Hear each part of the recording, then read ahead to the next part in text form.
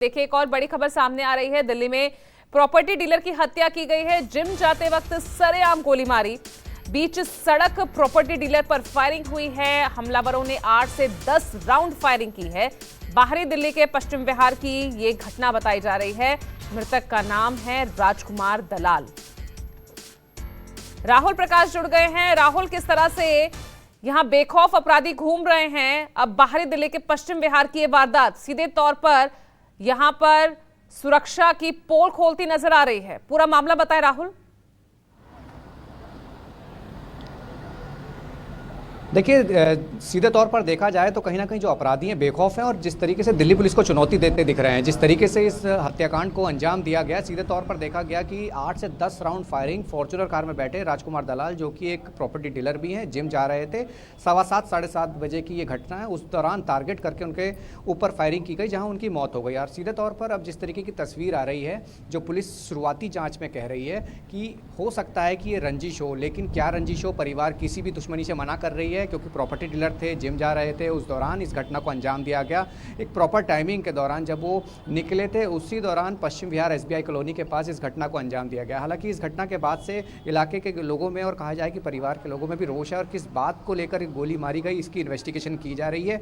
Police ने टीमें बनाई हैं आरोपियों को पकड़ने के लिए। CCTV एनालाइज किए हैं, वो भी चेक किए जा रहे हैं। कॉल डिटेल्स एनालाइज किए जा रहे हैं। और सीधे तौर पर जो जिम है, जिस जिम पे जा रहे थे और प्रॉपर्टी से जुड़े जिस तरीके के काम पे जुड़े थे, उन तमाम लोगों को लाइनअप किया गया है। यानी कहा जाए कि उस मामले में उस तरीके से भी इन्वेस्टिगेशन की जा रही है। पूरे तौर पर देखा जाए कि राजधानी दिल्ली के अंदर इस तरह घटना का अंजाम दिया जाता है तो कहीं ना कहीं बेखौफ अपराधी हैं, दिल्ली पुलिस को चुनौती दे रहे हैं। और अभी पुलिस के हाथ खाली हैं, लेकिन पुलिस ये दावा कर रही है कि जल्द ही इस मामले के मुख्य आरोपी जो भी होंगे, जिन्होंने इस घटना को अंजाम दिया, उनको पकड़ लिया जाएगा। जी ठीक है, तो यहां पर हर एंगल से पुलिस जांच करने की कोशिश कर रही है और इस मामले में जल्द से जल्द जो है अपराधी जो है गिरफ्त में हो, इसकी कोशिश की जा रही है। लेकिन यहाँ पर घर वाले, अगर उनसे कुछ उनका कोई बयान सामने आया हो राहुल, तो क्या कुछ वजह हो सकती है? क्या इससे पहले भी इस तरह कोई धमकी दी गई हो या कोई कॉल आई हो? क्या इस तरह की कोई शिकायत भी क्या पुलिस में दर्ज कराई गई थी?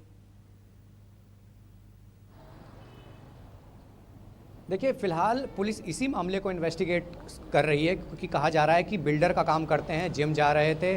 परिवार के लोग उस हालात में नहीं है कि कुछ बता पाएँ, लेकिन ये ज़रूर है, वो कह रहे हैं किसी सीधे तौर पर किसी से कोई दुश्मनी नहीं है।